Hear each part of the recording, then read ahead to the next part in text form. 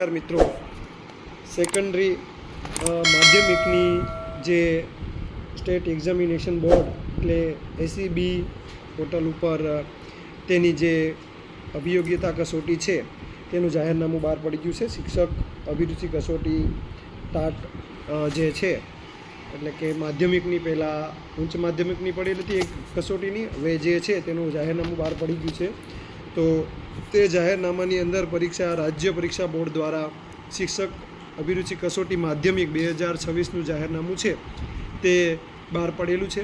તો એની નોટિફિકેશન છે, તો એનો પરિપત્ર છે, તેમાં પરીક્ષાને ફોર્મ ભરવાની તારીખ છે, પછી ઉમેદવાર રજિસ્ટ્રેશન કરવાની તારીખ છે, ઓનલાઈન ફી ભરવાની તારીખ છે, પ્રાથમિક પરીક્ષાની તારીખ છે, અને આ બધી જ વસ્તુઓ આપેલી છે. કેટલો અભ્યાસક્રમ છે તે બધું જ આપણે આ પરિપત્રને વિગતે ચર્ચા કરીએ. તો ચાલો આપણે પરિપત્રની ચર્ચા છે તે વિગતથી ચાલો આજે વાત કરીએ ગુજરાતની માધ્યમિક શાળાઓ માટેની શિક્ષક અભિરુચિ કસોટી એટલે કે TATS વિશે, જે 2026થી એકદમ નવા જ રૂપમાં આવી રહી છે. તો ચાલો આ નવી પરીક્ષા પદ્ધતિની બધી જ વિગતોને એકદમ સરળ રીતે સમજીએ.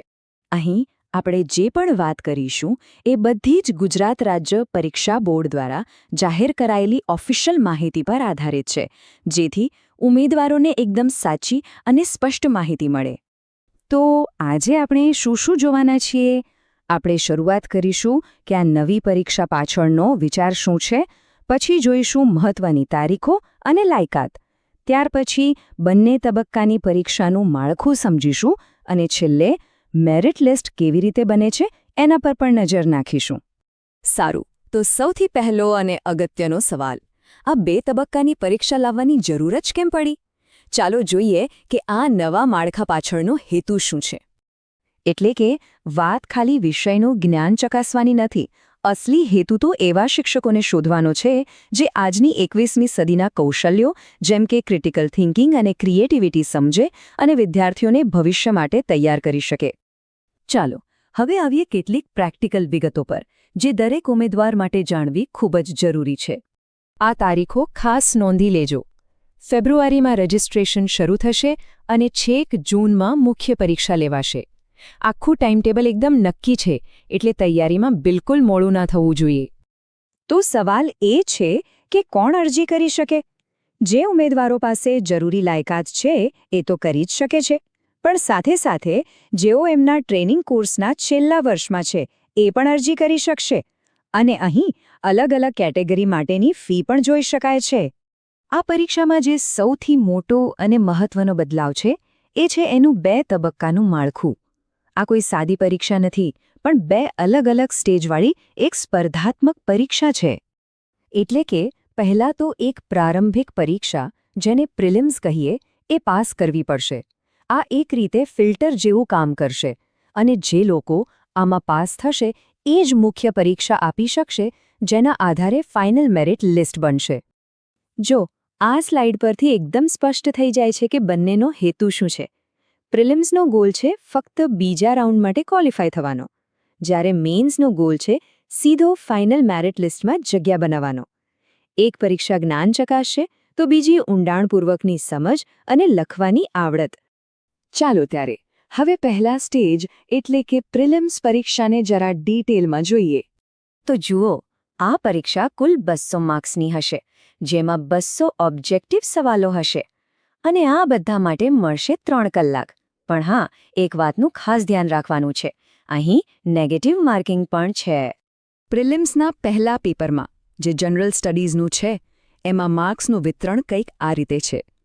તમે જોઈ શકો છો કે સૌથી વધુ ભાર 35 માર્ક્સ શિક્ષક અભિયોગ્યતા પર મૂકવામાં આવ્યો છે. અને હા, પેલી નેગેટિવ માર્કિંગની વાત કરી હતી ને, તો સમજી લો કે દરેક ખોટા જવાબ માટે તમારા સાચા જવાબમાંથી મળેલા માર્ક્સમાંથી 0.25 ગુણ કાપી લેવામાં આવશે. એટલે ધ્યાનથી જવાબ આપવા પડશે. હવે જે બીજો ભાગ છે એ તમારા પોતાના વિષયનો છે. એમાં 80 માર્ક્સ તો સીધા તમારા વિષયના કન્ટેન્ટમાંથી હશે, જેનું લેવલ ગ્રેજ્યુએશન કક્ષાનું હશે. અને બાકીના 20 માર્ક્સ એ વિષયને કેવી રીતે ભણાવો એની પદ્ધતિઓ પર હશે. સારું, જો પ્રિલિમ્સનો કટ ઓફ ક્લિયર થઈ જાય તો પછી આવે છે મુખ્ય પરીક્ષા, જે આખી વર્ણનાત્મક છે. એટલે કે એમાં લખીને જવાબ આપવાના છે. મેન્સનું જે પહેલું પેપર છે એ તમારી ભાષા પરની પકડ ચકાસશે. ગુજરાતી માધ્યમ માટે નિબંધ, સંક્ષેપીકરણ, પત્રલેખન જેવી બાબતો હશે. અને આવું જ માળખું અંગ્રેજી માધ્યમના ઉમેદવારો માટે પણ હશે. હવે જે બીજું પેપર છે એ ફરીથી તમારા વિષય અને એને ભણાવવાની પદ્ધતિ પર છે. પણ અહીં લાંબા જવાબોથી માંડીને 1-2 વાક્યના જવાબો અને ખાલી જગ્યા પૂરો જેવા ઓબ્જેક્ટિવ સવાલો પણ હશે. આનાથી વિષયની ઊંડાણપૂર્વકની સમજ ચકાસી શકાશે. ચાલો હવે આવીએ છેલ્લા અને સૌથી અગત્યના મુદ્દા પર. આ બધું કર્યા પછી ફાઇનલ મેરિટ લિસ્ટમાં નામ કેવી રીતે આવશે? તો મેરિટ લિસ્ટમાં વિચારણા માટે મુખ્ય પરીક્ષામાં ઓછામાં ઓછા આટલા માર્ક્સ તો લાવવા જ પડશે. જનરલ કેટેગરી માટે 60% અને અનામત કેટેગરી માટે 55%. આ મિનિમમ ક્વોલિફાઇંગ માર્ક્સ છે. અને એકવાર આ પરીક્ષા સફળતાપૂર્વક પાસ થઈ જાય એટલે ગુજરાતની સરકારી અને ખાનગી માધ્યમિક શાળાઓમાં ભવિષ્યમાં થનારી શિક્ષકોની ભરતી માટેની એક પાત્રતા મળી જાય છે. તો આખી વાતનો સાર એ છે કે આ નવી પરીક્ષા પદ્ધતિ એક મોટો સંકેત આપી રહી છે કે હવે એક સારા શિક્ષકની વ્યાખ્યા બદલાઈ રહી છે. હવે ખાલી વિષયનું જ્ઞાન પૂરતું નથી. તો હવે વિચારવાનો પ્રશ્ન એ છે કે આ બદલાવ માટે